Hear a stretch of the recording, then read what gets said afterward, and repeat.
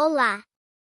Este é o seu canal Leitura Mascarada. Hoje estaremos apresentando a obra O Contrato Social, de Jean-Jacques Rousseau, e você que quiser e puder nos ajudar a continuar esse trabalho, você pode doar qualquer quantia na chave Pix que está na descrição, mas você que não puder ajudar com dinheiro, por favor se inscreva no canal. Clique no botão de curtir e diga no comentário qual livro você gostaria de ouvir aqui em nosso canal. Boa leitura! Do Contrato Social de Jean-Jacques Rousseau. Livro 3. Antes de falar das diversas formas de governo, tratemos de fixar o sentido exato desta palavra, não perfeitamente explicado ainda. 1. Do governo em geral. Advirto o leitor de que este capítulo deve ser lido pausadamente, desconheço a arte de ser claro para quem não deseje ser atento. Toda ação livre tem duas causas que concorrem para produzi-la, uma, moral, a saber, a vontade que determina o ato, outra, física, isto é, o poder que a executa. Quando caminho na direção de um objeto, faz-se primeiramente necessário que eu lá queira ir, e em segundo lugar, que meus pés me levem. Que um paralítico deseje correr e um homem ágil não queira, dá na mesma, ambos permanecerão no mesmo sítio. O corpo político possui móveis idênticos, distinguem-se igualmente aí a força e a vontade, esta sob o nome de poder legislativo, a outra sob o nome de poder executivo. Sem o concurso de ambas, nada se faz ou se deve fazer. Vimos que o poder legislativo pertence ao povo e só a ele pode pertencer. Ao contrário, é fácil ver pelos princípios anteriormente expostos, que o poder executivo não pode pertencer ao maior número como legislador ou soberano, pelo fato de este poder só consistir em atos particulares que não são de modo algum da jurisdição da lei, e, por conseguinte, do soberano cujos atos não podem ser senão leis. Necessita, pois, a força pública de um agente próprio que a reúna e a ponha em funcionamento segundo os rumos da vontade geral, que sirva à comunicação do Estado e do soberano, e faça de alguma forma na pessoa pública o que a união da alma e do corpo faz no homem. Eis em que consiste no Estado a razão do governo, enganosamente confundida com o soberano, da qual não é senão ministra. Que é, portanto, o governo? Um corpo intermediário, estabelecido entre os vassalos e o soberano, para possibilitar a recíproca correspondência, encarregado da execução das leis e da manutenção da liberdade, tanto civil como política. Os membros desse corpo chamam-se magistrados ou reis, governadores e o corpo, em seu conjunto, recebe o nome de príncipe.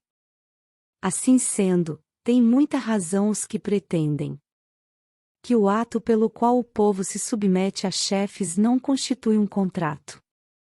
Tal coisa não passa de uma comissão, ou de um emprego, através do qual simples oficiais do soberano exercem, em seu nome, o poder de que são depositários e que ele, soberano, pode limitar, modificar e retomar, quando bem lhe aprouver, porque a alienação de um tal direito é incompatível com a natureza do corpo social e contrária ao fim da associação. Chamo, pois, governo, ou suprema administração, ao exercício legítimo do poder executivo, e príncipe ou magistrado, ao homem ou ao corpo incumbido dessa administração. É no governo que se encontram as forças intermediárias cujas relações compõem a do todo ao todo, ou a do soberano ao todo.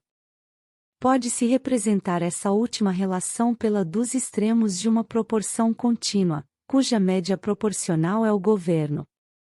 Do soberano recebe o governo as ordens a serem dadas ao povo, e para que o Estado se mantenha em perfeito equilíbrio, se faz mister, tudo compensado, haja igualdade entre o produto ou poder governamental, tomado em si mesmo, e o produto ou poder dos cidadãos, que, de um lado, são soberanos, e vassalos de outro.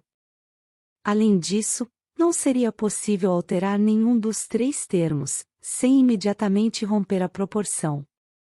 Se o soberano quiser governar, ou se o magistrado quiser legislar, ou se os vassalos recusarem obedecer, a desordem sucederá à regra, a força e a vontade não mais agirão de acordo, e o Estado, uma vez desunido, tombará no despotismo ou na anarquia.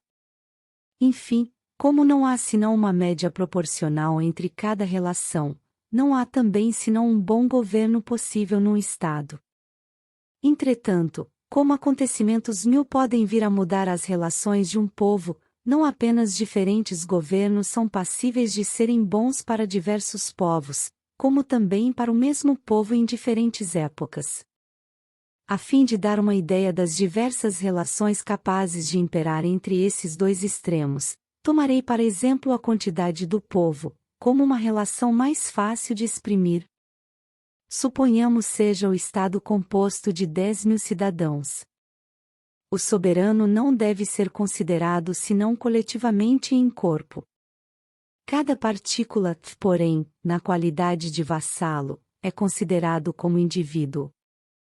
Assim, o soberano está para o vassalo na proporção de 10.000 para 1, isto é, cada membro do Estado possuía a 10ª parte da autoridade soberana, embora esteja todo inteiro a ela submetido.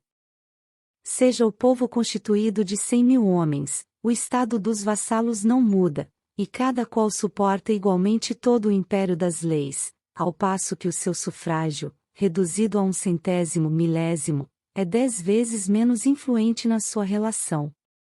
Então, como o vassalo permanece sempre aumenta a relação do soberano em razão do número dos cidadãos, de onde se segue que quanto mais o Estado cresce, mais diminui a liberdade.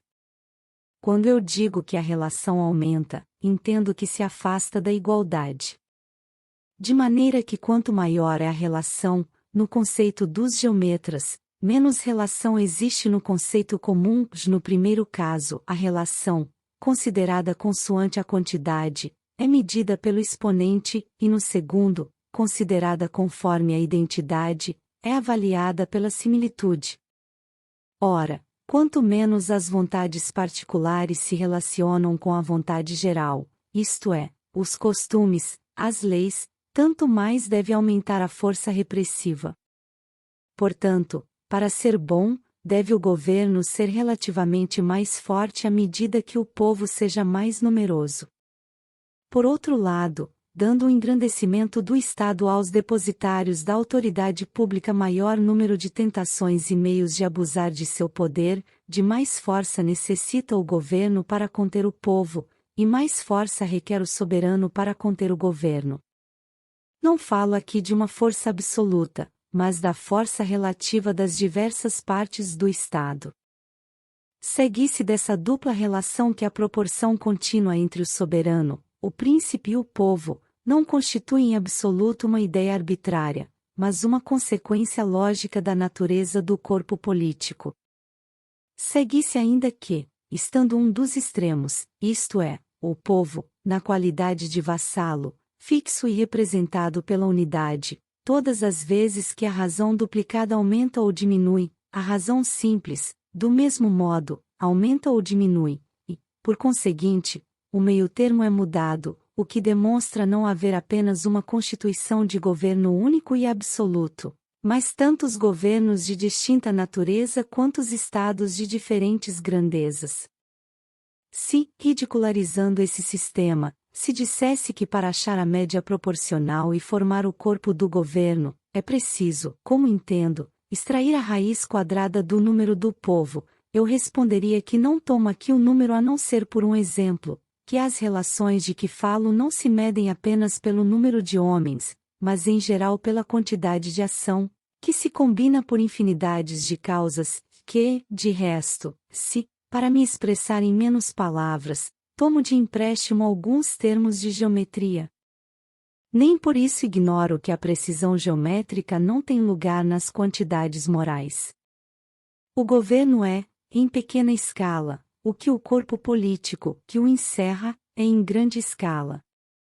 Constitui uma pessoa moral, dotada de determinadas faculdades, ativa como o soberano, passiva como o Estado, suscetível de ser decomposta em outras relações semelhantes, de onde nasce, por conseguinte, uma nova proporção, e ainda outra nesta aqui, segundo a ordem dos tribunais, até que se chegue a um meio-termo indivisível, isto é, a um único chefe ou magistrado supremo, que podemos representar.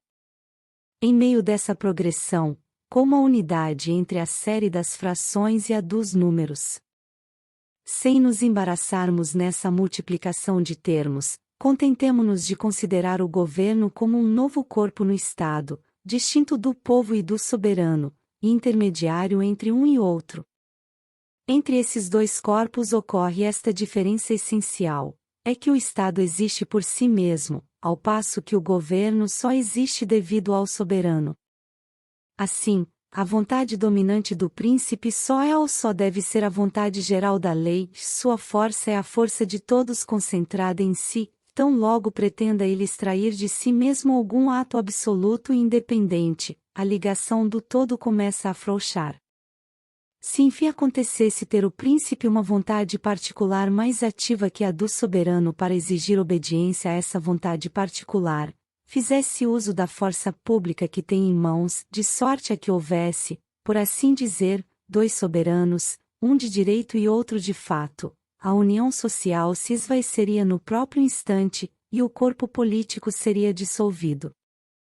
Todavia, para que o corpo do governo tenha uma existência, uma vida real que a distinga do corpo do Estado, a fim de que todos os seus membros possam agir de acordo e responder ao objetivo para o qual foi instituído, é-lhe necessário um eu particular, uma sensibilidade comum a seus membros, uma força, uma vontade própria, tendentes à sua conservação. Tal existência particular supõe assembleias, conselhos, um poder de deliberar, de resolver, direitos, títulos, privilégios exclusivos do príncipe, que tornam a condição do magistrado mais honorável à proporção que mais penosa.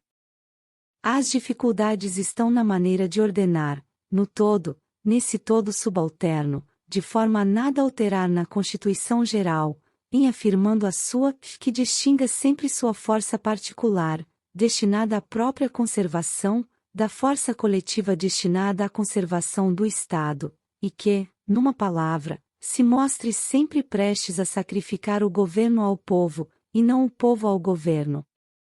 De resto, apesar de o corpo artificial do governo ser obra de um outro corpo artificial, e, de algum modo, ter apenas uma vida emprestada e subordinada, isso não impede possa ele agir com mais ou menos vigor ou celeridade de desfrutar, por assim dizer, de uma saúde mais ou menos robusta, que, enfim, sem se afastar diretamente do objetivo de sua instituição, dele se manter mais ou menos distante, segundo a maneira por que está constituído. É de todas essas diferenças que nascem as diversas relações do governo com o corpo do Estado, conforme as relações acidentais e particulares pelas quais este mesmo Estado vem a modificar-se, porque o melhor governo em si, se tornará frequentemente o mais vicioso, se as relações se tiverem alterado, de acordo com os defeitos do corpo político a que pertencem. 2. Do princípio que constitui as diversas formas de governo. A fim de expor a causa geral dessas diferenças, urge distinguir aqui o príncipe e o governo, como distingui anteriormente o Estado e o soberano. O corpo do magistrado pode ser composto de um maior ou menor número de membros. Dissemos já que a relação do soberano com os vassalos era tanto maior quanto mais numeroso fosse o povo, e, por evidente analogia, o mesmo podemos dizer do governo em relação aos magistrados. Ora, desde que a força total do governo continue a ser do Estado, em absoluto não varia, de onde se segue que, quanto mais ele use essa força sobre seus próprios membros, menos força lhe resta para agir sobre todo o povo. Portanto, os magistrados são tão mais numerosos quanto mais débil se mostre o governo. E como esta máxima é fundamental, apliquemo-nos a melhor esclarecê-la. É possível distinguir na pessoa do magistrado três vontades essencialmente diferentes. De início, a vontade própria do indivíduo, que só propende em favor de seu interesse particular, e em segundo lugar, a vontade comum dos magistrados, que apenas se relaciona ao que ao príncipe interessa, ou se a vontade do corpo como pode ser chamada, a qual é geral em relação ao governo, e particular relativamente ao Estado, de que o governo faz parte, e em terceiro lugar, a vontade do povo ou a vontade soberana, que é geral não só em relação ao Estado, considerado como um todo, como também em relação ao governo, considerado como parte desse todo. Numa legislação perfeita, a vontade particular ou individual deve ser nula, a vontade do corpo, própria ao governo, bastante subordinada, e, por conseguinte, a vontade geral ou soberana sempre dominante é a regra única de todas as outras. Contrariamente, de acordo com a ordem natural, essas diversas vontades se tornam mais ativas à medida que se concentram. Assim, a vontade geral revela-se sempre a mais débil, a vontade do corpo a segunda em categoria, e a vontade particular a primeira de todas, de sorte que, no governo, cada membro e, antes de mais nada, ele mesmo, e depois magistrado, e em seguida cidadão, graduação diretamente oposta à exigida pela ordem social. Posto isto, ponha-se o governo por inteiro nas mãos de um só homem e eis completamente reunidas a vontade particular e a vontade do corpo, e reunidas, em consequência, no mais alto grau de intensidade que possa existir. Ora, como é do grau da vontade que depende o uso da força, e como a força absoluta do governo em nada varia, infere-se que o mais ativo dos governos é o exercido por uma só pessoa. Em sentido contrário, unamos o governo à autoridade legislativa, façamos o príncipe soberano, e de todos os cidadãos outros tantos magistrados, e então a vontade do corpo, confundida com a vontade geral, não será mais ativa que esta e deixará a vontade particular toda a sua força. O governo, desse modo, sempre de posse da mesma força absoluta, se encontrará em seu minimum de força relativa ou de atividade. São incontestáveis essas relações, e outras considerações servem ainda para as confirmar. Vê-se, por exemplo, que cada um dos magistrados é mais ativo em seu corpo que cada cidadão no seu, e que, por conseguinte, a vontade particular tem muito mais influência nos atos do governo que nos do soberano, isto pelo fato de que cada um dos magistrados está quase sempre incumbido de alguma função governamental, enquanto que cada cidadão, tomado à parte, não possui nenhuma função de soberania. De resto, quanto mais o Estado se estende, mais sua força real aumenta, embora não aumente por motivo de sua extensão, já ao passo que, permanecendo o Estado estacionário, por mais que se multipliquem os magistrados, não adquire o governo maior força real, pois que esta força é a força do Estado, cuja medida é sempre igual. Assim sendo, diminui a força relativa ou a atividade do governo, sem que sua força absoluta ou real possa aumentar. É ainda certo que a expedição dos negócios se torna mais lenta, à medida que maior número de pessoas é disso encarregada, que, fazendo-se maiores concessões à prudência, não se concede o bastante à fortuna, e se permite que fuja a oportunidade, e que, à força de deliberar, perde-se por vezes o fruto da deliberação. Venho de provar que o governo enfraquece à medida que os magistrados se multiplicam, e demonstrei mais acima que quanto mais o povo é numeroso, mais a força repressiva deve aumentar, e infere-se daí que a relação entre os magistrados e o governo deve ser o inverso das relações entre os vassalos e o soberano, isto é, quanto mais se amplia o Estado, tanto mais deve o governo restringir-se. Da mesma maneira que o número de chefes diminui em razão do aumento numérico do povo. Ademais, não falo aqui senão da força relativa do governo, e não de sua retitude, porque, ao contrário, quanto mais numerosos são os magistrados, mais a vontade do corpo se aproxima da vontade geral, enquanto que, sob um magistrado único, essa mesma vontade do corpo, como eu o disse, não é senão uma vontade particular.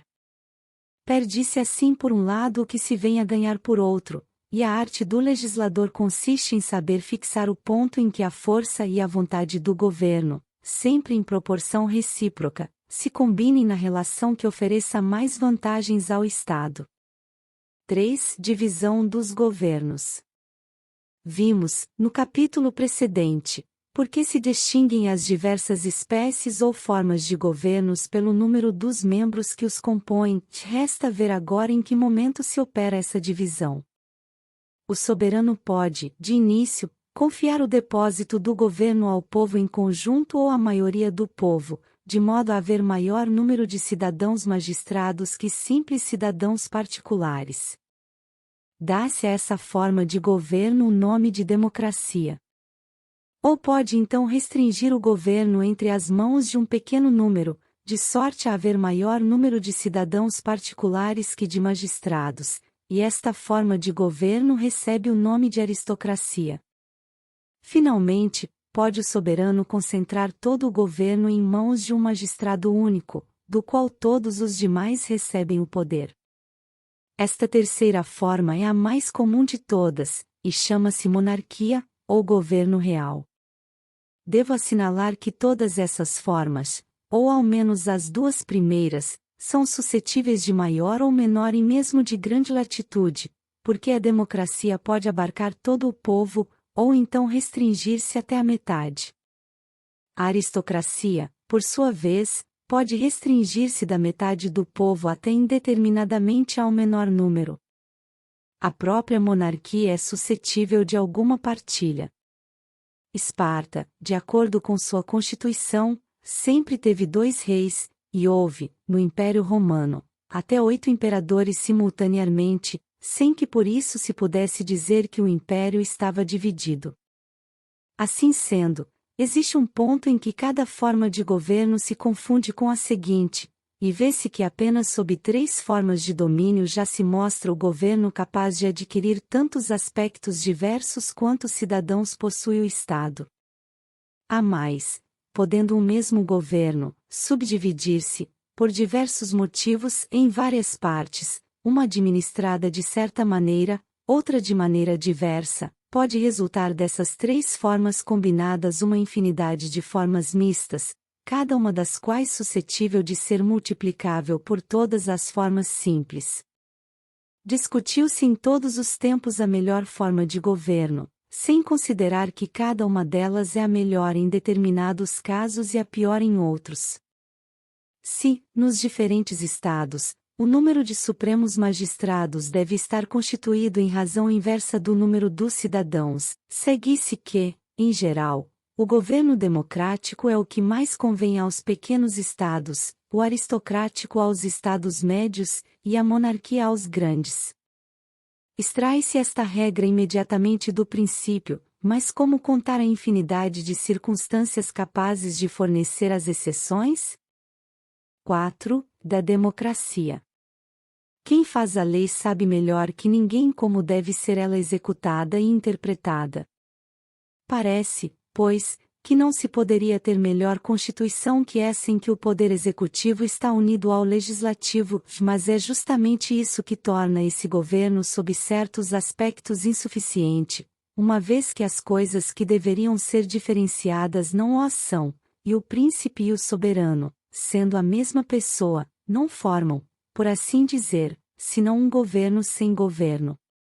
Não é conveniente que quem redija as leis as execute, nem que o corpo do povo desvie a atenção dos alvos gerais para concentrar nos objetos particulares.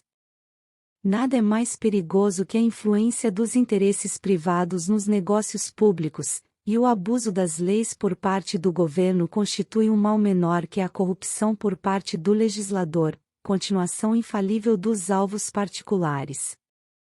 Então, alterado o Estado em sua substância, toda reforma se torna impossível. Um povo que jamais abusaria do governo, também jamais abusaria da independência. Um povo que sempre governasse bem, não teria necessidade de ser governado.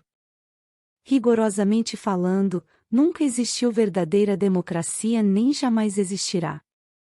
Contraria a ordem natural o grande número governar, e ser o pequeno governado. É impossível admitir esteja o povo incessantemente reunido para cuidar dos negócios públicos, e é fácil de ver que não poderia ele estabelecer comissões para isso, sem mudar a forma da administração. Creio, com efeito, poder assentar em princípio que, quando as funções governamentais são partilhadas entre diversos tribunais, os menos numerosos adquirem cedo ou tarde a maior autoridade, se por outro motivo não fosse, pela facilidade com que expedem os negócios, ali levados naturalmente.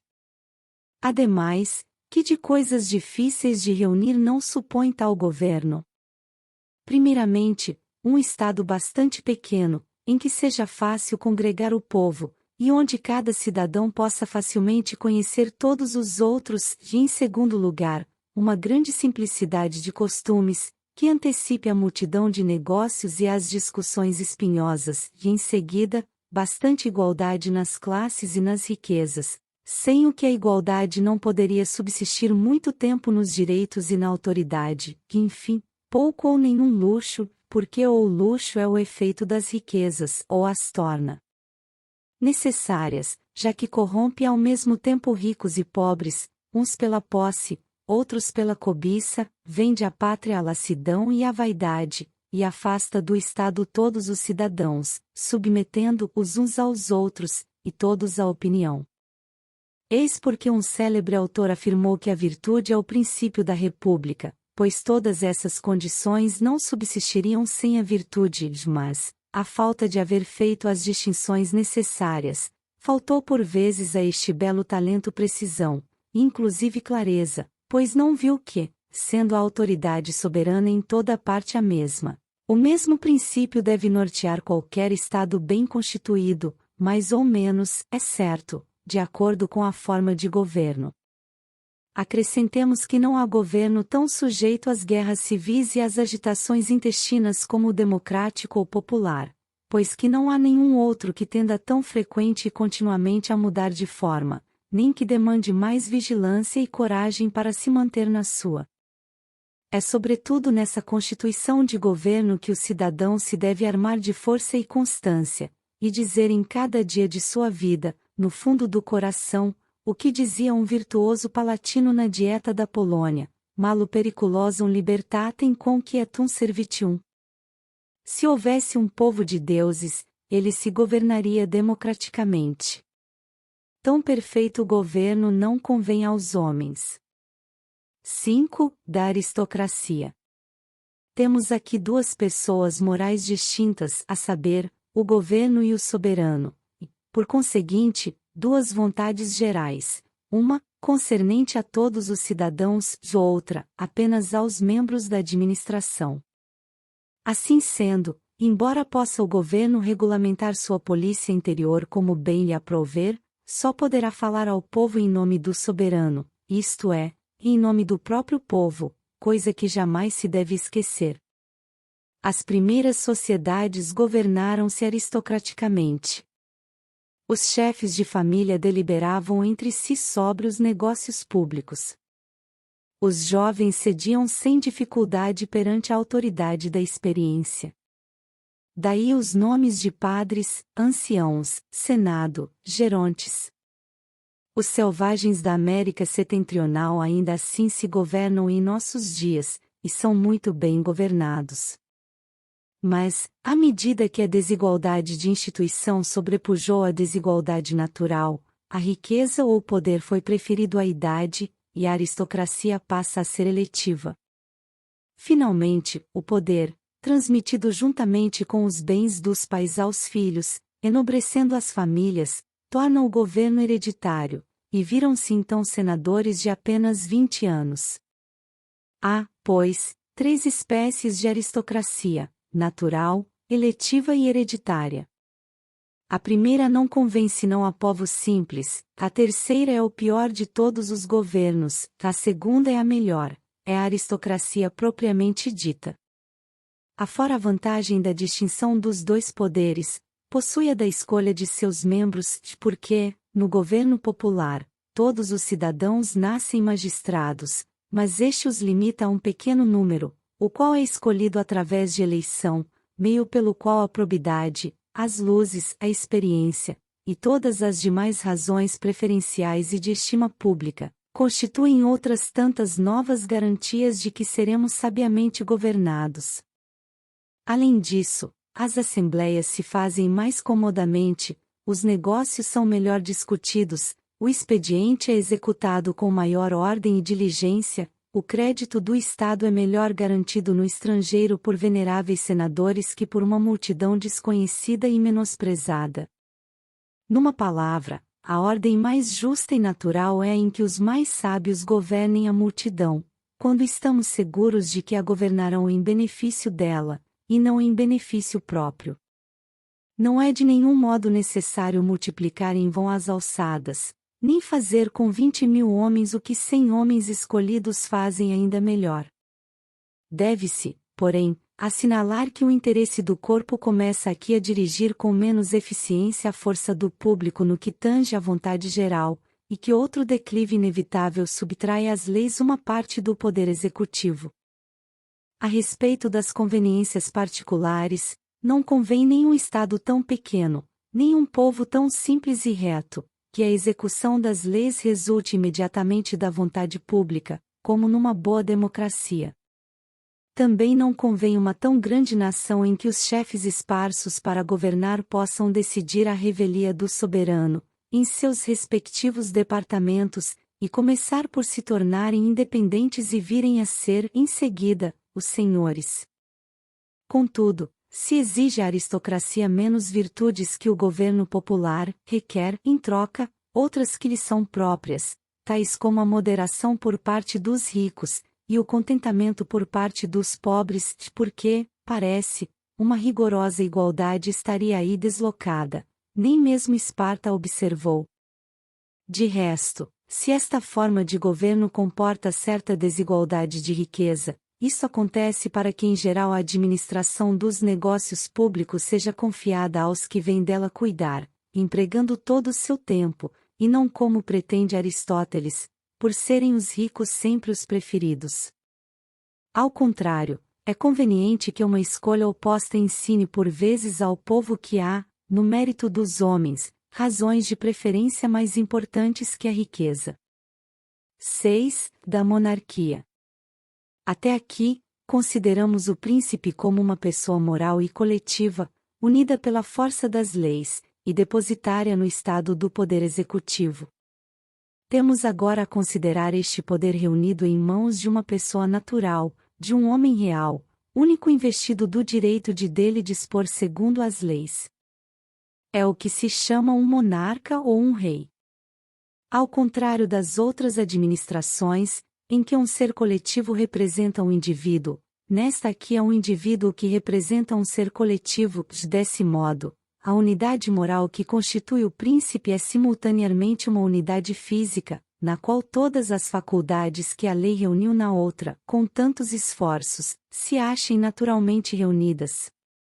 Assim, a vontade do povo, e a vontade do príncipe, e a força pública do Estado, e a força particular do governo, tudo enfim responde ao mesmo móvel, todas as molas da máquina estão na mesma mão, tudo caminha para o mesmo objetivo, não há movimentos adversos que se destruam mutuamente, e não se pode imaginar nenhuma espécie de constituição em que um esforço menor produza uma ação mais considerável. Arquimedes, tranquilamente sentado na praia, sirgando sem dificuldade um grande navio, representa a meu ver um hábil monarca, a dirigir de seu gabinete seus vastos estados, e a fazer com que tudo se mova dando a impressão de que permanece imóvel. Mas se governo não há mais rigoroso que este, também outro não há em que a vontade particular seja mais respeitada e mais facilmente domine as outras. Tudo caminha para o mesmo objetivo, é verdade, mas esse objetivo não é o da felicidade pública, e a própria força da administração gira sem cessar em prejuízo do Estado. Os reis desejam ser absolutos, e de longe lhes bradamos que a melhor maneira de o serem consiste em se fazerem amar por seus povos. Esta máxima é muito bela e verdadeira em certo sentido. Infelizmente, sempre rirão disso nas cortes. O poder oriundo do amor dos povos é sem dúvida o maior, mas precário e condicional, os príncipes jamais se contentarão com ele. Os melhores reis desejam ser malvados, quando lhes apetece, sem cessarem de ser os senhores. Por mais que se esforce um orador político em adverti-los de que a força do povo é a sua própria e de que seu maior interesse deve consistir em que o povo seja florescente, numeroso, temível, eles sabem perfeitamente que tal coisa não é verdade. Seu interesse pessoal está, antes de mais nada, em que o povo seja débil, miserável, e jamais lhes possa resistir. Confesso que, imaginando os vassalos sempre inteiramente submissos, me parece que o interesse dos príncipes residiria na existência de um povo poderoso, a fim de que, sendo dele tal poder, o tornasse temido de seus vizinhos e como, porém, tal interesse é secundário e subordinado, e as duas suposições se mostram incompatíveis, é natural que os príncipes deem sempre preferência à sentença mais imediatamente útil para eles, que é o que Samuel, com vigor, apontava aos hebreus, é o que Maquiavel demonstrou com evidência. Fingindo dar lições aos reis, deu-as ele, e grandes, aos povos. O Príncipe de Maquiavel é o livro dos republicanos. Vimos, através das relações gerais, que a monarquia só é conveniente aos vastos estados, e o mesmo acharemos examinando-a em si mesma. Quanto mais numerosa for a administração pública, mais a relação entre o príncipe e os vassalos diminui e se aproxima da igualdade, de sorte que tal relação é uma ou a própria igualdade na democracia. Essa mesma relação aumenta à medida que o governo se contrai, e atinge o seu maximum quando o governo se acha em mãos de uma única pessoa. Passa a haver então uma enorme distância entre o príncipe e o povo, e o Estado carece de ligação. Para formá-la, são necessárias as ordens intermediárias, príncipes, grandes, nobreza, que as devem preencher. Ora, nada do que foi dito convém a um pequeno Estado, pois, antes, o arruinam. Contudo, se é difícil que um grande Estado seja bem governado, é mais difícil ainda sê-lo por um só homem, e todos sabemos o que sucede quando o rei nomeia substitutos.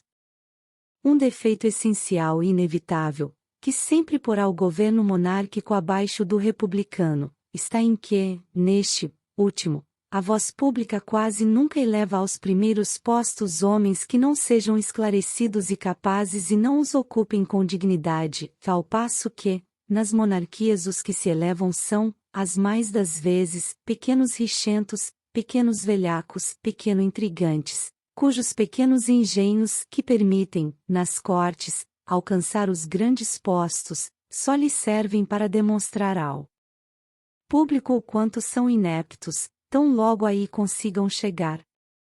No tocante a essa escolha, o povo se engana bem menos que o príncipe, de sorte que é quase tão raro encontrar um homem de real mérito no ministério quanto um tolo à testa de um governo republicano. Quando acontece, por um desses felizes acasos, que um desses homens nascidos para governar toma o timão dos negócios, numa monarquia quase arruinada por esses acervos de belos regentes, fica-se surpreso dos recursos por ele encontrados, e tal coisa faz época no país. Para que um Estado monárquico possa ser bem governado, seria preciso que sua grandeza ou extensão fosse mensurada conforme as faculdades de quem governa. É mais fácil conquistar que administrar.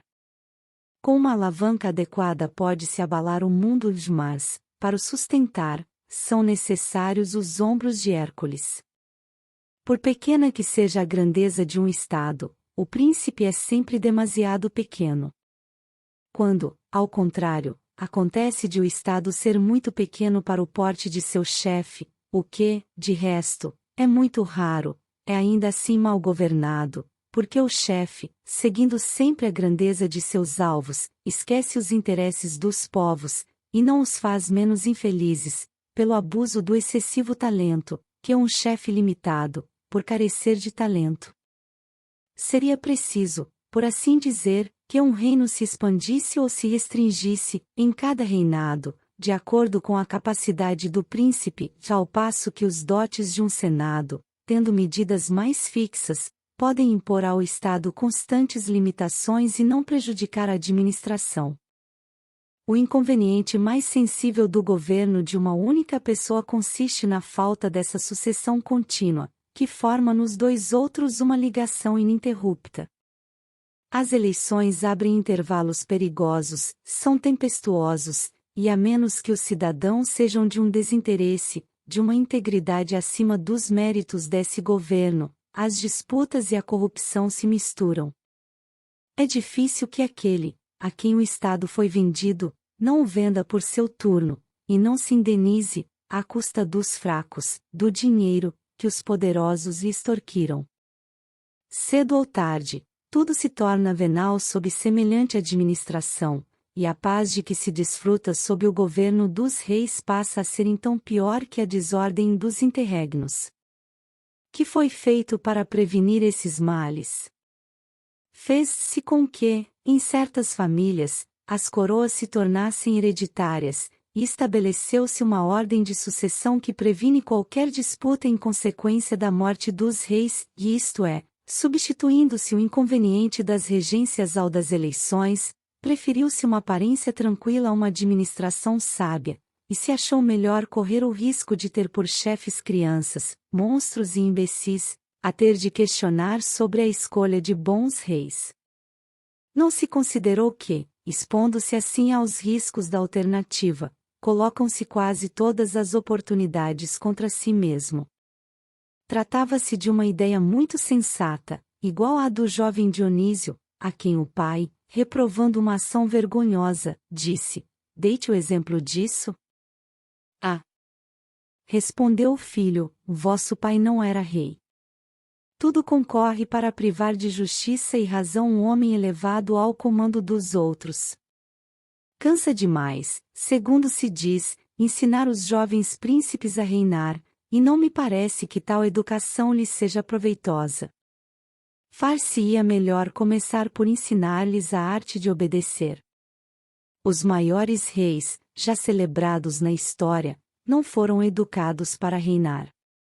É esta uma ciência que tanto menos se possui quanto mais se aprendeu, e que melhor se adquire obedecendo que dirigindo.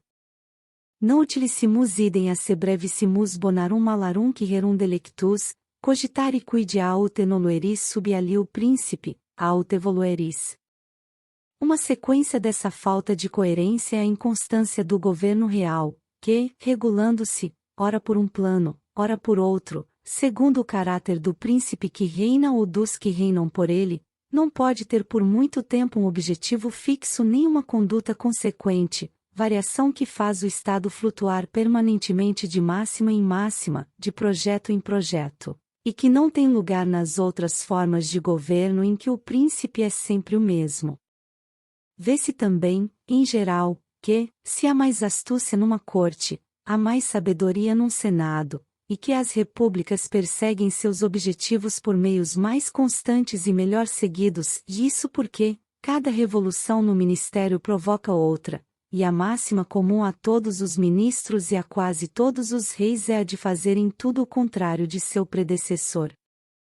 Dessa mesma incoerência tira-se ainda a solução de um sofisma muito familiar aos políticos realistas, não apenas a de comparar o governo civil ao governo doméstico, o príncipe ao pai de família, erro já refutado, como ainda de dar liberalmente a esse magistrado todas as virtudes de que ele necessitaria, e a de sempre supor que o príncipe é de fato o que deveria ser. Suposição com a ajuda da qual o governo do rei é evidentemente preferível a qualquer outro, pois que é sem contestação o mais forte, e, para ser também o melhor, só lhe falta uma vontade de corpo mais conforme com a vontade geral. Mas, se consoante Platão, o rei, por natureza, é um personagem tão raro, quantas vezes concorrem a natureza e a fortuna para o coroar? E se a educação real corrompe necessariamente os que a recebem, que se deve esperar de uma sequência de homens distinguidos para reinar? É, portanto, querer iludir-se e confundir o governo real com o governo de um bom rei. Para ver o que é esse governo em si mesmo, deve-se considerá-lo sob o mando de príncipes limitados ou perversos, pois como tais chegarão ao trono ou o trono os tornará tais. Essas dificuldades não escaparam aos nossos autores, mas eles não se embaraçaram nisso. O remédio consiste, disseram eles, em obedecer sem murmurar. Deus, em sua cólera, dá aos maus reis, e é preciso suportá-los como castigos do céu. Tal opinião é sem dúvida edificante, mas, parece-me, que calharia melhor no púlpito que num livro de política. Que dizer de um médico que promete milagres, e cuja arte reside apenas em exortar o doente à paciência? Sabe-se perfeitamente que é preciso padecer um mau governo, quando se o tem, já a questão consistirá em encontrar um bom. 7. Dos governos mistos. Propriamente falando, não há governo simples. É necessário a um chefe único possuir magistrados subalternos, é indispensável a um governo popular ter um chefe. Assim, na partilha do poder executivo, há sempre gradação do grande número ao menor, com a diferença que ora é o grande número que depende do pequeno, ora é o pequeno que depende do grande. Algumas vezes ocorre uma divisão igual, seja quando as partes constitutivas estão em mútua dependência, como no governo da Inglaterra, seja quando a autoridade de cada parte é independente, mas imperfeita, como na Polônia. Esta última forma é má, pelo fato de não haver unidade no governo e de ao Estado faltar ligação. Qual é melhor, um governo simples ou um misto? E uma questão muito debatida entre os políticos e à qual se deve dar a mesma resposta dada anteriormente a propósito de toda forma de governo. O governo simples é melhor em si, pelo simples fato de ser simples. Entretanto, quando o poder executivo pouco depende do legislativo, isto é, quando há mais relação entre o príncipe e o soberano que entre o povo e o príncipe, é necessário remediar essa falta de proporção dividindo o governo, porque, então, todas as suas partes têm igual autoridade sobre os vassalos, e a divisão delas torna-as, todas em conjunto, menos fortes contra o soberano. Previne-se ainda o mesmo inconveniente estabelecendo magistrados intermediários, que, deixando o governo em sua inteireza, servem apenas para criar o equilíbrio entre os dois poderes e conservar seus respectivos direitos. O governo, então, deixa de ser misto, para ser temperado. Pode-se remediar, por meios semelhantes, o inconveniente oposto, e quando o governo é excessivamente frouxo, erigir tribunais a fim de o reforçar. Tal coisa se pratica em todas as democracias. No primeiro caso, divide-se o governo para o enfraquecer e no segundo, para fortalecê-lo, porque o máximo de força e de fraqueza encontra-se igualmente nos governos simples, enquanto que as formas mistas produzem uma força média. 8. Nem toda forma de governo é apropriada a todos os países. Não sendo a liberdade um fruto de todos os climas, não está ao alcance de todos os povos. Quanto mais se medita sobre esse princípio estabelecido por Montesquieu, mais se lhe percebe a veracidade. Quanto mais se a contesta, tanto mais se lhe dá oportunidade para estabelecer-se através de novas provas. Em todos os governos do mundo, a pessoa pública consome e nada produz. De onde lhe vem, pois, a substância consumida? Do trabalho de seus membros. É o supérfluo dos particulares que produz o necessário do público. Segue-se daí que o Estado civil só pode subsistir enquanto o trabalho dos homens rende mais que as suas necessidades. Ora, esse excedente não é o mesmo em todos os países do mundo. Em inúmeros deles é considerável, em outros, medíocre, em outros ainda, nulo, em alguns, negativo. Essa relação depende da fertilidade do clima, do tipo de trabalho exigido pelo solo, da natureza de suas produções, da força de seus habitantes, da maior ou menor consumição necessária, e de numerosas outras relações semelhantes das quais são os países compostos. Por outro lado, nem todos os governos possuem a mesma natureza, os dotados de maior ou menor voracidade, e as diferenças estão baseadas neste princípio: quanto mais as contribuições públicas se distanciam de sua fonte, tanto mais se tornam onerosas. Não é pela quantidade de imposições que se deve medir essa carga, mas pelo caminho a ser feito por elas a fim de regressarem às mãos de que saíram. Quando essa circulação é realizada e bem estabelecida, pague-se pouco ou muito, o povo é sempre rico e as finanças caminham sempre a contento. Quando, ao contrário, por pouco que contribua, esse pouco não retorna às suas mãos, em contribuindo sempre o povo depressa se exaure, o Estado jamais será rico, e o povo será sempre indigente. Infere-se daí que quanto mais aumenta a distância entre o povo e o governo, mais se tornam onerosos os tributos. Assim sendo, na democracia, o povo é o menos sobrecarregado, na aristocracia, ele o é um pouco mais, na monarquia, carrega o maior peso. A monarquia, portanto, só convém às nações opulentas, à aristocracia, aos estados medíocres em riqueza, bem como em tamanho, à democracia, aos estados pequenos e pobres. Com efeito, na medida em que mais nisso refletimos, melhor vamos percebendo a diferença entre os estados livres e os monárquicos. Nos primeiros, tudo é empregado no sentido do interesse comum, nos segundos, as forças públicas e particulares funcionam de maneira recíproca, e o aumento de uma corresponde ao enfraquecimento da outra, e enfim, ao invés de governar os vassalos para os fazer felizes, o despotismo torna-os miseráveis a fim de os governar. Eis, portanto, em cada clima, causas naturais, que permitem indicar a forma de governo a que a força do clima conduz, e mesmo dizer que espécie de habitantes deve ele possuir.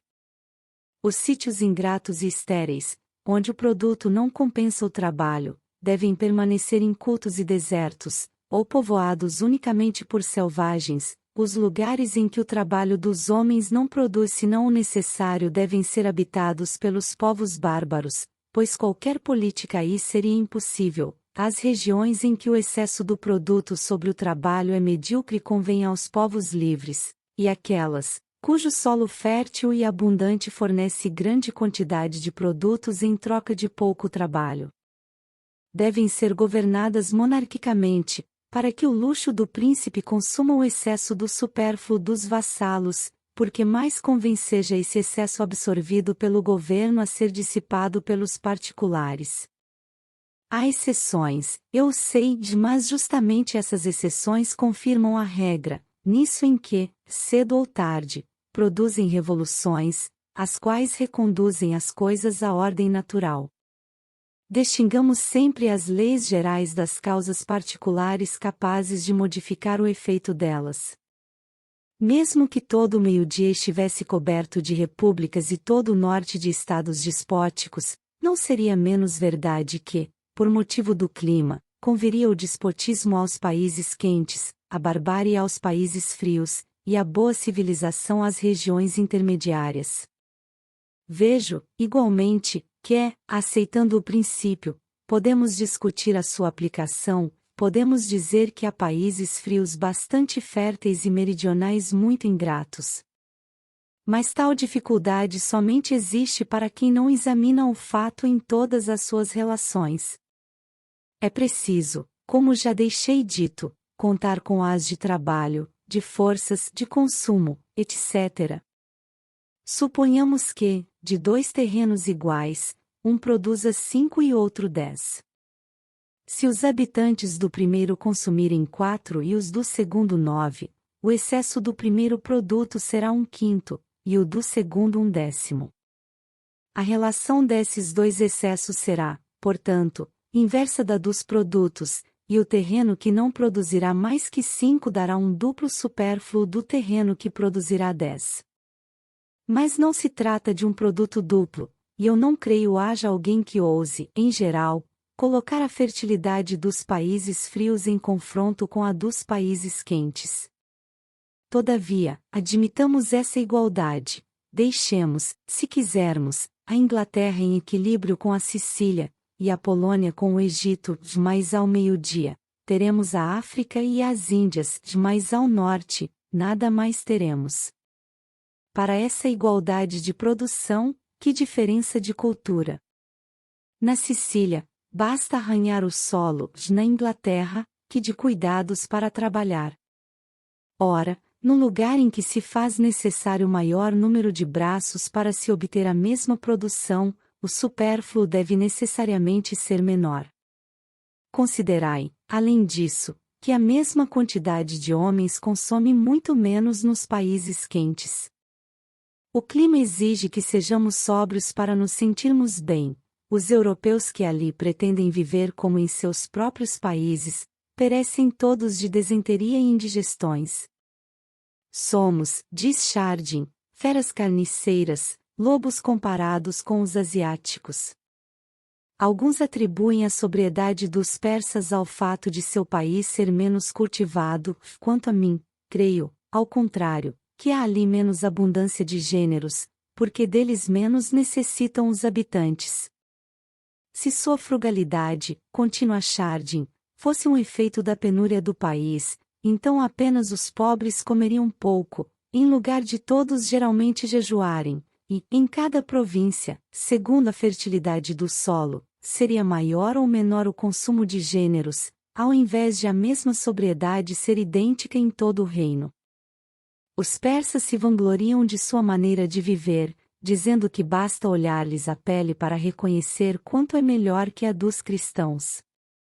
Na verdade, a tez dos persas é lisa, é bela, fina e lustrosa, ao passo que a dos armênios, seus vassalos, que vivem à maneira europeia, é rude, avermelhada, e eles têm o corpo grosso e pesado. Quanto mais se aproximam do Equador, tanto mais vivem os povos com menos. Raramente comem carne, o arroz, o milho, o cuscuz, a mandioca constituem seus alimentos vulgares. Há na Índia milhões de homens cuja alimentação não custa um soldo por dia. Mesmo na Europa, vemos sensíveis diferenças, no que concerne ao apetite, entre os povos do norte e os do meio-dia. Um espanhol viverá 8 dias do jantar de um alemão. Nos países em que os homens são mais vorazes, também o luxo se volta para as coisas de consumo. Na Inglaterra, mostra-se numa mesa sobrecarregada de carnes, na Itália, sereis regalados com açúcar e flores. O luxo dos trajes também oferece semelhantes diferenças. Nos climas em que as mudanças das estações são rápidas e violentas, usam-se roupas melhores e mais simples, naqueles em que a gente se veste apenas para enfeitar-se, procura-se mais efeito que utilidade, os próprios trajes constituem aí um luxo. Em Nápoles, vereis todos os dias, no Posillipo, homens a passearem em vestes douradas, e sem meias.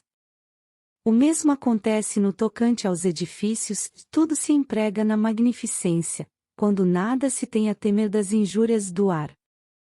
Em Paris, em Londres, quer-se estar alojado cálida e comodamente, e em Madrid, tem-se salões soberbos, mas nenhuma janela que feche, e dorme-se em ninhos de ratos. Os alimentos são muito mais nutritivos e suculentos nos países quentes, é uma terceira diferença que não pode deixar de influir sobre a segunda. Por que se consomem tantos legumes na Itália? Porque são ali excelentes, nutritivos e saborosos. Em França, onde apenas são nutridos de água, também não alimentam quem os consome e são perfeitamente dispensáveis na mesa. Não ocupam, portanto, menor extensão de terreno, e dão em todo caso tanto trabalho para serem cultivados. Sabe-se, por experiências realizadas, que os trigos da barbaria, de resto inferiores aos de França, rendem muito mais em farinha, e que os de França, por sua vez, dão maior rendimento que os trigos do norte, de onde se pode inferir que semelhante gradação é geralmente observada no mesmo rumo do Equador ao Polo. Ora, não constitui visível desvantagem haver em igual produto uma menor quantidade de alimentos? A todas essas diversas considerações posso acrescentar uma outra que delas decorre e as fortifica, a de que os países quentes não necessitam de tantos habitantes como os países frios, podendo alimentá-los por mais tempo, o que produz um duplo supérfluo, sempre vantajoso para o despotismo. Quanto maior o número de homens a ocupar uma grande superfície, mais difícil se tornam as revoltas, porque não se as pode consertar nem pronta nem secretamente, sendo sempre fácil ao governo descobrir os projetos e cortar as comunicações, mas, quanto mais um povo numeroso se aproxima, menos pode o governo usurpar a soberania. Os chefes também deliberam em seus gabinetes com a mesma segurança com que os príncipes o fazem em seu conselho, e a turba reúne-se com tanta presteza nas praças quanto as tropas em seus quartéis. A vantagem de um governo tirânico está, pois, em agir a grandes distâncias. Com a ajuda de pontos de apoio que a si mesmo se dá, sua força aumenta de longe como a das alavancas. 17. A do povo, ao contrário, só age quando concentrada. Evapora-se e perde-se esta, se estender, como o efeito da pólvora espalhada por terra, que só pega fogo grânulo por grânulo. Os países menos povoados são assim os mais apropriados à tirania, os animais ferozes imperam somente nos desertos. 9. Dos sinais de um bom governo. Quando então se pergunta qual é o melhor governo, propõe-se uma questão insolúvel e indeterminada, ou, se quiser, que possui tantas boas soluções quantas combinações possíveis nas posições absolutas e relativas dos povos. Mas, se perguntasse por que sinais é possível conhecer se um determinado povo está sendo bem ou mal governado, a coisa seria outra, e a questão de fato poderia ser resolvida. Entretanto, de nenhum modo a resolvemos, porque cada qual deseja resolvê-la à sua maneira. Os vassalos elogiam a tranquilidade pública, os cidadãos a liberdade dos particulares, um prefere a segurança das possessões, e outro a das pessoas, um pretende que o melhor governo é o mais severo, outro sustenta que é o mais brando, este quer que se punam os crimes, e aquele que se os previnam, um é de opinião que se deve ser temido dos vizinhos, outro prefere ser ignorado, um mostra-se contente quando o dinheiro circula, outro exige que o povo tenha pão. E mesmo no caso de se obter entendimento sobre esses e outros pontos semelhantes, ter-se-ia avançado mais? Faltando a medida precisa às quantidades morais, embora se concorde quanto ao sinal, como fazê-lo no tocante ao julgamento? De minha parte, sempre me assombro de que se desconheça um sinal tão simples, ou de que se tenha má fé de nisso não concordar. Qual é o objetivo da associação política?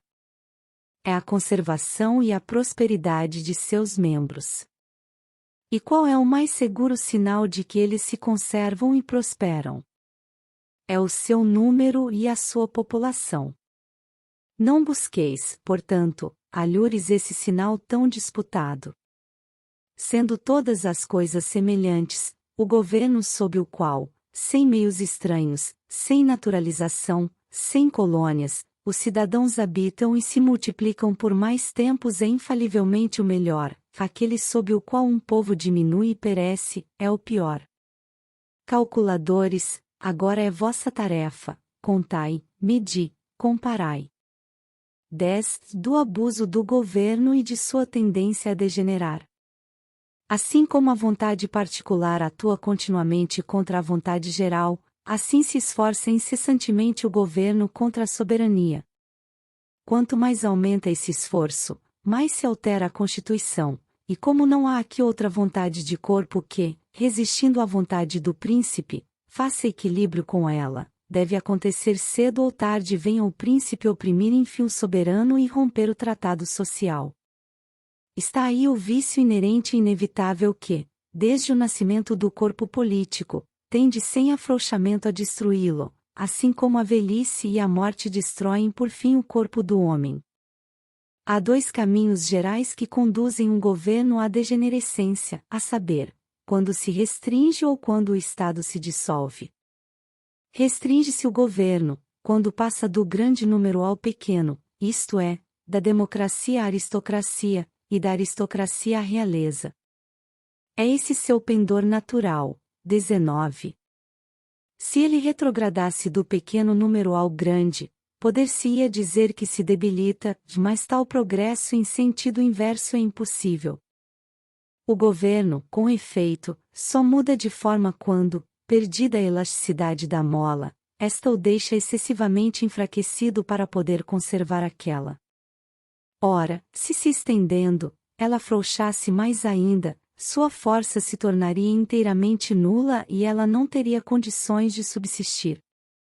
É necessário, pois, remontar e comprimir a mola, à medida que esta cede, e de outro modo, o estado que ela sustém desabaria em ruína.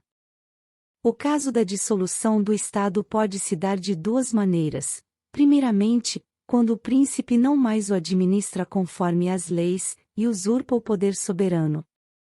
Então, acontece uma mudança considerável, é que, não mais o governo, mas o Estado se restringe.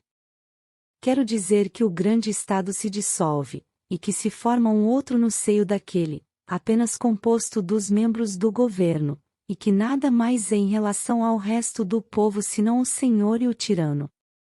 De sorte que, no instante da usurpação da soberania por parte do governo, é rompido o pacto social, e todos os simples cidadãos, recolados de direito em sua liberdade natural, são forçados, mas não obrigados a obedecer. O mesmo sucede também quando os membros do governo usurpam separadamente o poder, que só devem exercer em conjunto, e que não constitui menor infração das leis, e produz ainda maior desordem. Tem-se então, por assim dizer, tanto os príncipes quanto os magistrados e o Estado, não menos dividido que o governo, perece ou muda de forma. Quando o Estado se dissolve, seja qual for o abuso do governo, toma o nome de anarquia. Fazendo a distinção, a democracia degenera em ociocracia, a aristocracia em oligarquia. Posso ainda acrescentar que a realeza degenera em tirania, mas este último termo é equívoco e exige explicação. No sentido vulgar do termo, o tirano é um rei que governa com violência e sem respeito à justiça e às leis. No sentido preciso, um tirano é um particular que se arroga a autoridade real sem ela ter direito. É assim que os gregos entendiam o termo tirano. Davam-no indiferentemente aos bons ou maus príncipes cuja autoridade não era legítima. Assim sendo, tirano e usurpador são dois termos perfeitamente sinônimos. Para dar diferentes nomes a diferentes coisas, chamo tirano ao usurpador da autoridade real, e déspota ao usurpador do poder soberano. O tirano é aquele que se decide contra as leis a governar segundo as leis, o déspota é o que se põe acima das leis. Assim, o tirano pode não ser déspota, mas o déspota é sempre tirano. 11. Da morte do corpo político. Tal é o pendor natural e inevitável dos governos melhor constituídos. Se Esparta e Roma pereceram, qual o Estado que pode esperar durar eternamente? Se quisermos constituir um estabelecimento durável, não pensemos em absoluto em fazê-lo eterno. Para sermos bem-sucedidos, não devemos tentar o impossível, nem nos vangloriarmos de dar à obra dos homens uma solidez que as coisas humanas não comportam. O corpo político, bem como o corpo do homem, começa a morrer desde o nascimento e contém em si mesmo as causas de sua destruição. Mas um e outro podem ter uma constituição mais ou menos robusta e adequada a conservá-los por um longo tempo. A constituição do homem é obra da natureza, a do Estado é obra da arte. Não depende dos homens a prolongação de sua vida, mas depende deles prolongar a do Estado tanto quanto possível, dando-lhe a melhor constituição que possa existir. O melhor constituído será mais duradouro que outro, se nenhum incidente imprevisto provocar sua perda com o tempo. O princípio da vida política está na autoridade soberana. O poder legislativo é o coração do Estado, o poder executivo é o cérebro, que põe em movimento todas as partes. O cérebro pode ser atingido pela paralisia e o indivíduo continuar a viver ainda. O homem torna-se imbecil e vive ainda, mas tão logo o coração deixe de funcionar, o animal perece. Não é em virtude das leis que o Estado subsiste, mas devido ao poder legislativo. A lei de ontem não obriga o dia de hoje, mas o consentimento tácito é presumido do silêncio, e o soberano confirma implicitamente as leis que não revoga, podendo fazê-lo. Tudo quanto declarou desejar uma vez, ele o deseja sempre, a menos que o invalide.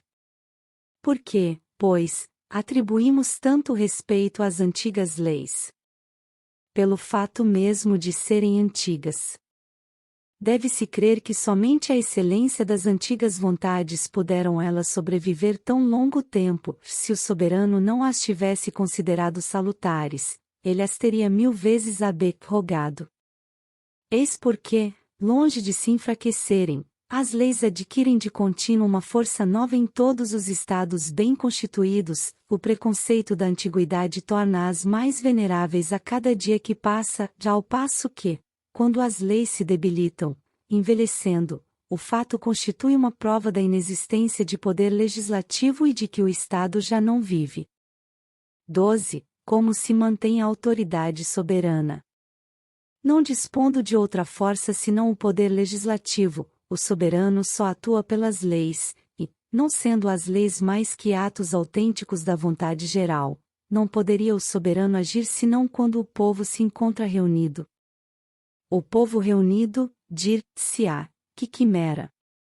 Hoje é uma quimera, mas não o era há 2000 anos. Terão os homens mudado de natureza? Os limites do possível, nas coisas morais, são menos estreitos do que nós pensamos, são nossas fraquezas, nossos vícios, nossos preconceitos que os constringem. As almas mesquinhas não acreditam nos grandes homens, os vis escravos sorriem com ar zombeteiro da palavra liberdade. Pelo que foi feito, consideremos o que se pode fazer. Não falarei das antigas repúblicas gregas, mas a República Romana, parece-me, era um grande estado, e a cidade de Roma uma grande cidade. O último recenseamento deu a Roma 400.000 cidadãos em armas, e o último censo do Império enumerou mais de 4 milhões de cidadãos, sem contar os vassalos, os estrangeiros, as mulheres, as crianças e os escravos. Que dificuldade não haveria para reunir em assembleia o povo imenso dessa capital e arredores? Entretanto, raramente passavam semanas sem que o povo romano se reunisse, inclusive várias vezes. O povo não somente exercia os direitos de soberania, mas também uma parte dos governamentais. Cuidava de certos negócios, julgava determinadas causas e permanecia na praça pública, frequentemente, quase na qualidade de magistrado, afora o ser na de cidadão. Remontando aos primeiros tempos das nações, verificar-se-ia que a maior parte dos antigos governos, inclusive os monárquicos, tais como os da Macedônia e dos francos, possuía semelhantes conselhos. Seja como for, esse único fato incontestável responde a todas as dificuldades, do existente ao possível, a consequência parece-me boa. 13. Continuação. Não basta que o povo reunido tenha uma vez fixado a Constituição do Estado, sancionando um corpo de leis, não basta que tenha constituído um governo perpétuo, ou provido de uma vez por todas a eleição dos magistrados. Além das assembleias extraordinárias, que casos imprevistos podem exigir, é necessário havê-las fixas e periódicas que não possam ser abolidas nem adiadas, a fim de que, em dia marcado, seja o povo legitimamente convocado pela lei, sem que se faça preciso para tanto nenhuma outra convocação formal. Contudo, afora essas assembleias jurídicas, por terem data certa, qualquer outra assembleia popular não convocada pelos magistrados, nomeados para esse efeito segundo as fórmulas prescritas, deve ser tida por ilegítima, e por nulo tudo quanto nela se faça, porque a própria ordem de reunir-se deve emanar da lei. Quanto aos retornos mais ou menos frequentes das assembleias legítimas, dependem de tantas considerações que não saberíamos fornecer acerca disso regras precisas. Podemos apenas dizer, generalizando, que quanto mais força tem o governo, mais se deve mostrar o soberano.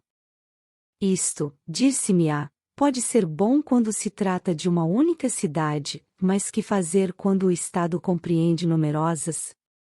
Dividir-se a autoridade soberana, ou se deverá então concentrá-la numa única cidade e submeter todas as outras?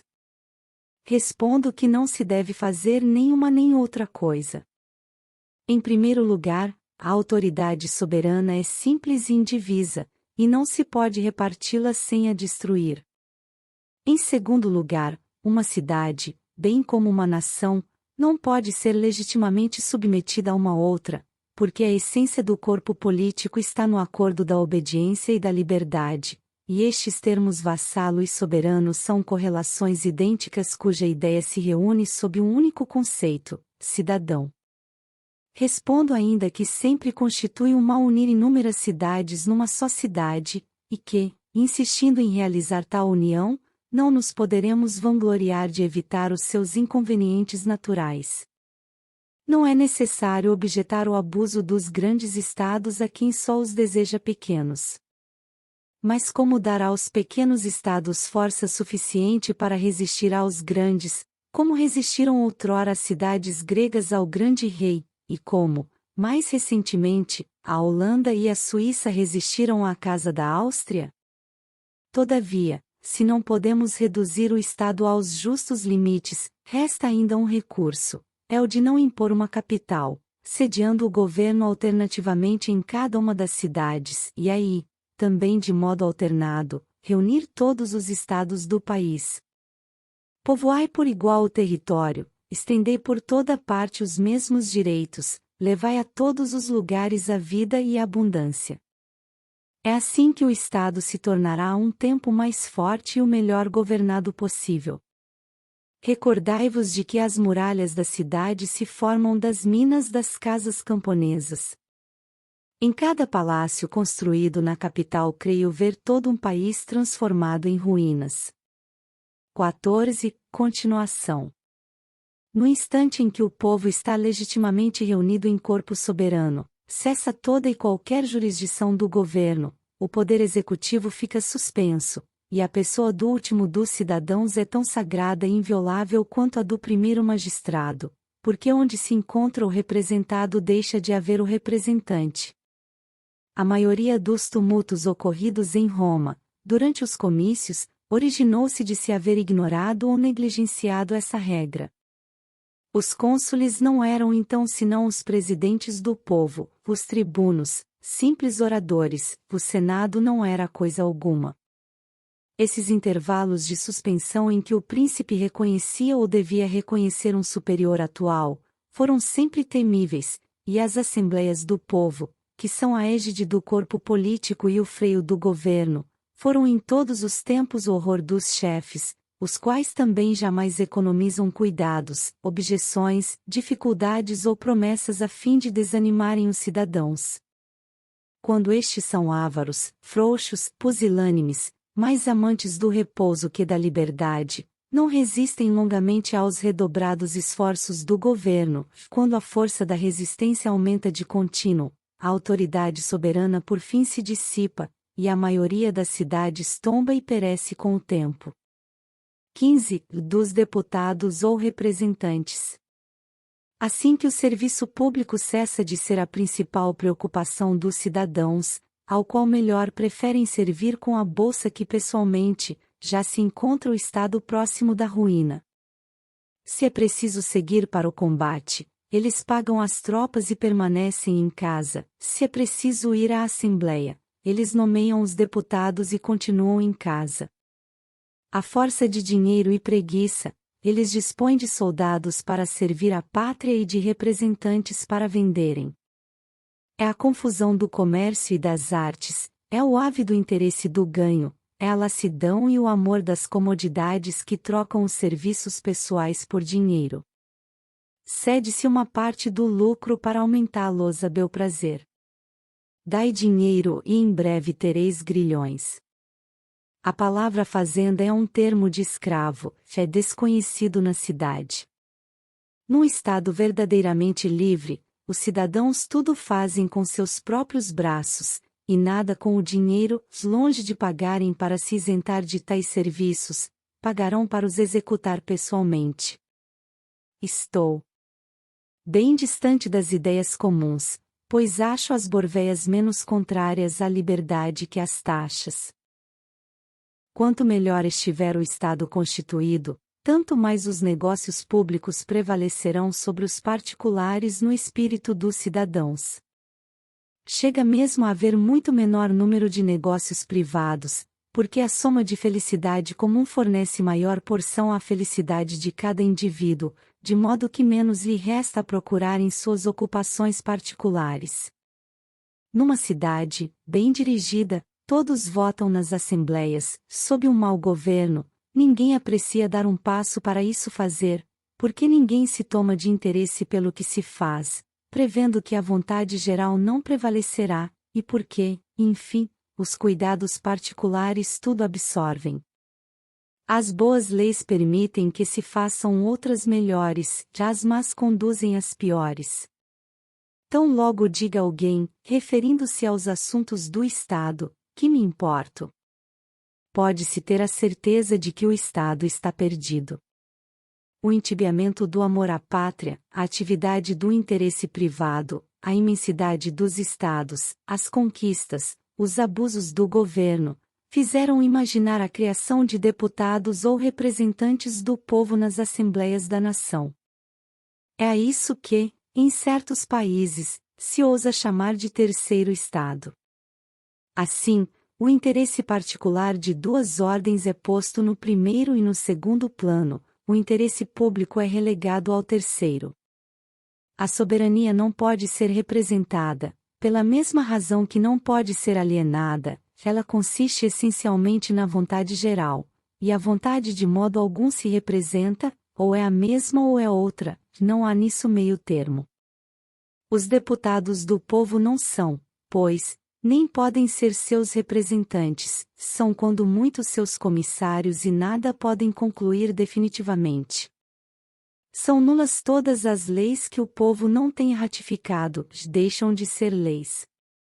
O povo inglês pensa ser livre, mas está completamente iludido, apenas o é durante a eleição dos membros do parlamento, tão logo estejam estes eleitos, é de novo escravo, não é nada.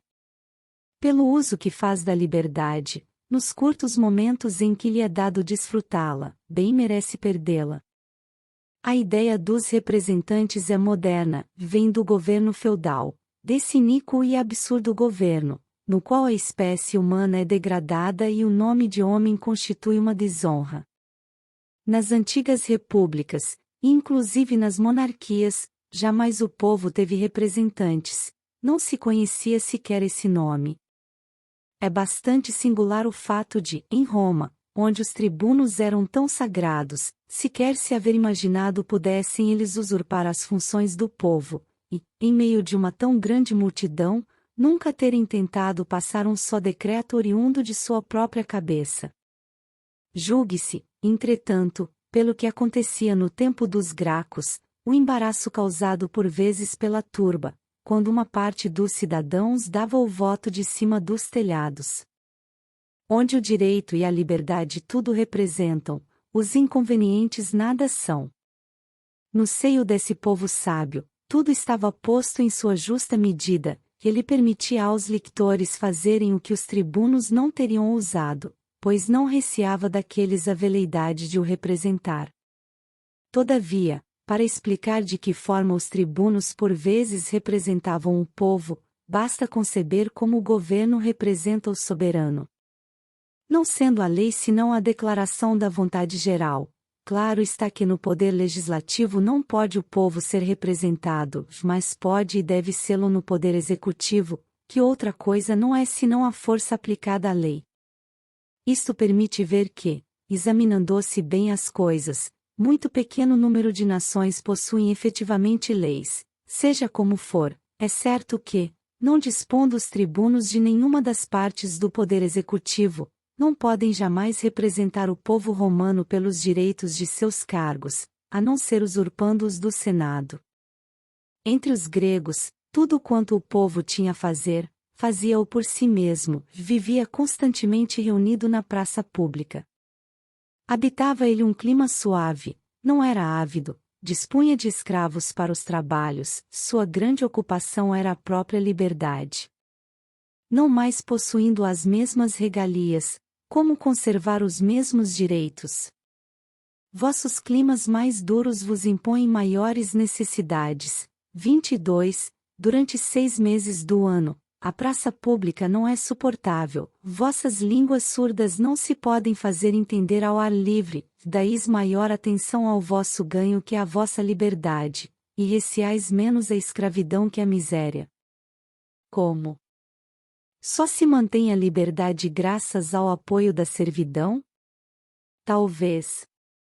Os dois excessos se tocam. Tudo que não se contém nos limites da natureza tem os seus inconvenientes, e a sociedade civil mais que tudo o resto. Há tais posições infelizes nas quais é impossível conservar a liberdade, a não ser às expensas da de outrem, e em que o cidadão só pode ser perfeitamente livre, se o escravo for perfeitamente escravo. Era assim a condição de Esparta. Quanto a vós, povos modernos, não possuís escravos, porém os sois, e pagais a liberdade deles sacrificando a vossa. Vós vos vangloriais dessa preferência, mas eu vejo nisso mais covardia que humanidade. Não concebo, pelo exposto, a necessidade de se ter escravos, nem que o direito de escravatura seja legítimo, uma vez que provei o contrário. Exponho apenas as razões pelas quais os povos modernos, que se acreditam livres, têm representantes, e porque os povos antigos não os tinham. Seja como for, no instante em que um povo se dá representantes, deixa de ser livre, cessa de ser povo. Tudo bem examinado, não vejo ser, daqui por diante, possível ao soberano conservar entre nós o exercício de seus direitos, se a cidade não for pequena. Mas, sendo muito pequena, será ela subjugada? Não. Demonstrarei em seguida, 23, como é possível reunir o poderio exterior de um grande povo com o fácil policiamento e a boa ordem de um pequeno Estado. 16, quando a instituição do governo não é um contrato. Uma vez bem estabelecido o poder legislativo, trata-se de estabelecer igualmente o poder executivo, porque este último, que só opera através de atos particulares, não sendo a essência do outro, está naturalmente dele separado. Se fosse possível que o soberano, como tal considerado, tivesse o poder executivo, o direito e o fato seriam de tal modo confundidos que não mais se saberia o que é lei e o que não o é, e o corpo político, assim desnaturado, cedo seria presa da violência contra a qual havia sido instituído. Sendo os cidadãos todos iguais em virtude do contrato social, todos podem prescrever o que todos devem fazer, ao passo que ninguém tem o direito de exigir que outro faça aquilo que ele mesmo não faz. Ora, é esse direito propriamente, indispensável para fazer viver e mover o corpo político, que o soberano outorga ao príncipe ao instituir o governo. Muitos pretenderam que o ato desse estabelecimento constituía um contrato entre o povo e os chefes por ele nomeados, contrato pelo qual se estipulava entre as duas partes as condições que obrigavam um a acomodar e outro a obedecer. Há que convir, estou certo, que esta é uma estranha maneira de contratar. Mas vejamos se esta opinião é sustentável. De início, a autoridade suprema não pode modificar-se nem alienar-se, limitá-la equivale a destruí-la. É absurdo e contraditório que o soberano se outorgue um superior, obrigar-se a obedecer a um senhor, é repor-se em plena liberdade. Além disso, é evidente que o contrato do povo com tais e tais pessoas seria um ato particular, segue-se daí que tal contrato não poderia ser uma lei nem um ato de soberania, e que, por conseguinte, se tornaria ilegítimo. Vê-se ainda que as partes contratantes se encontrariam entre si sujeitas à única lei natural e sem nenhum fiador de suas obrigações recíprocas, o que repugna de todos os modos ao Estado civil. Quem tem a força na mão seria sempre o senhor da execução, e de pouco valeria, portanto, dar o nome de contrato ao ato de um homem que poderia dizer a outrem: dou-te tudo o que possuo, com a condição de que me restituas o que bem te aprouver. Só há um contrato no Estado, é o da associação, que exclui qualquer outro. Não seria possível imaginar nenhum contrato público que não constituísse uma violação do primeiro. 17. Da instituição do governo. Sob que ideia deve-se, pois, conceber o ato pelo qual o governo é instituído? Assinalarei, de início, que tal ato é complexo ou composto de dois outros, o do estabelecimento da lei e o da sua execução. Para o primeiro, estatue o soberano que haverá um corpo de governo, estabelecido sob esta ou aquela forma, e está claro que este ato constitui uma lei. Para o segundo, o povo nomeia seus chefes que serão encarregados do governo estabelecido. Ora, sendo essa nomeação um ato particular, não constitui uma lei, mas apenas uma continuação da primeira, e uma função do governo. A dificuldade consiste em compreender como pode haver um ato de governo antes de existir o governo, e como pode o povo, que só é soberano ou vassalo, tornar-se príncipe ou magistrado em determinadas circunstâncias. É ainda aqui que se descobre uma dessas surpreendentes propriedades do corpo político, pelas quais este concilia operações contraditórias na aparência, e isso é feito em virtude de uma súbita conversão da soberania em democracia, de sorte que, sem nenhuma mudança sensível, é somente através de uma nova relação de todos a todos, os cidadãos, mudados em magistrados, passam dos atos gerais aos atos particulares, e da lei à execução da mesma. Essa mudança de relação não representa uma sutileza de especulação, desprovida de exemplo na prática, tem lugar todos os dias no Parlamento da Inglaterra, onde a Câmara Baixa, em certas ocasiões, se reúne com todo o corpo político, para melhor discutir os negócios, e, de corte soberana, que era no instante precedente, se torna simples comissão, a qual em seguida, faz a si mesma o relatório, como Câmara dos Comuns, do que vem de ajustar na qualidade de comissão, e delibera novamente, sob um título, a respeito do que já decidiu sob outro. É esta a superioridade do governo democrático, poder estabelecer-se de fato por um simples ato da vontade geral. Depois disso, esse governo é empossado, se tal é a forma adotada ou estabelecida em nome do soberano, passa a prescrever a lei, e tudo entra novamente na normalidade. Não é possível instituir o governo de nenhuma outra maneira legítima, sem renunciar aos princípios acima referidos. 18. Meios de prevenir as usurpações do governo.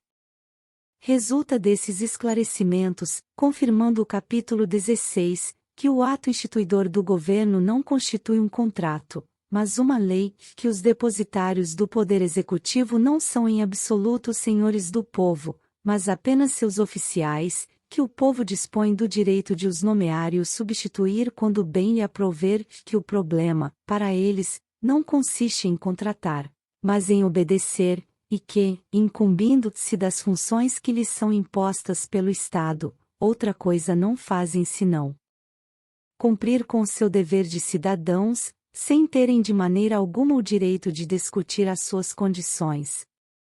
Quando, pois, acontece que um povo institui um governo hereditário, seja monárquico, numa família, seja aristocrático, numa ordem de cidadãos, não constitui o fato uma obrigação assumida, trata-se de uma forma provisória dada por ele à administração, até que se comprazem a substituir por outra. É verdade que essas mudanças são sempre perigosas, e que não convém tocar jamais no governo estabelecido, exceto quando este se torna incompatível com o bem público, mas tal circunstância é uma máxima política e não uma regra de direito, e o Estado não é mais constrangido a deixar a autoridade civil em mãos de seus chefes ou a autoridade militar em mãos de seus generais. É ainda verdade que, em semelhante caso, não seria possível observar com excessivo cuidado todas as formalidades requeridas para se distinguir um ato regular e legítimo de um tumulto sedicioso ou a vontade de todo um povo dos clamores de uma facção. É sobretudo neste ponto que só se deve dar ao caso odioso que não se lhe pode recusar em todo o rigor do direito, e é também desta obrigação que retira ao príncipe a superioridade que lhe permite conservar o poder, malgrado a oposição do povo, sem que se possa dizer que ele o tenha usurpado, porque, parecendo fazer apenas uso de seus direitos, é muito fácil para ele estender esses direitos, e impedir, sob o pretexto de tranquilidade pública, as assembleias destinadas a restabelecer a boa ordem. De forma a prevalecer-se de um silêncio, que ele mesmo não permite se rompa, ou das irregularidades que faz cometer a fim de mudar em seu favor a opinião dos que se calam por receio e punir os que ousam falar. É assim que os decêmviros, eleitos de início por um ano, com mandato em seguida prorrogado por mais um ano, tentaram manter perpetuamente seu poder, não permitindo que o povo se reunisse em comícios, e é também por esse meio fácil que todos os governos do mundo, uma vez revestidos da força do público, usurpam cedo ou tarde a autoridade soberana. As assembleias periódicas, de que falei anteriormente, são apropriadas para prevenir ou espaçar esse infortúnio, mormente se independem de convocação formal, porque então o príncipe não pode impedi-las, sem se declarar abertamente infrator das leis e inimigo do Estado. A abertura dessas assembleias, cujo único objetivo é a manutenção do tratado social, deve sempre fazer-se por duas proposições que não possam jamais ser suprimidas e sejam separadamente sufragadas. A primeira consiste em saber, se apraz ao soberano conservar a presente forma de governo, e a segunda, se ao povo apraz deixar a administração aos que dela estão atualmente incumbidos. Suponho nesta altura haver já demonstrado que não existe no Estado nenhuma lei fundamental que não possa ser revogada, nem mesmo o pacto social, porque, se todos os cidadãos se reunissem com o fim de romper esse pacto, ninguém poderia duvidar de que tal rompimento não fosse legítimo. Grotius chega mesmo a pensar que cada qual tem o direito de renunciar ao Estado de que é membro e retomar sua liberdade natural e seus bens, retirando-se do país. Ora, seria absurdo não poderem decidir os cidadãos reunidos o que pode cada um deles separadamente.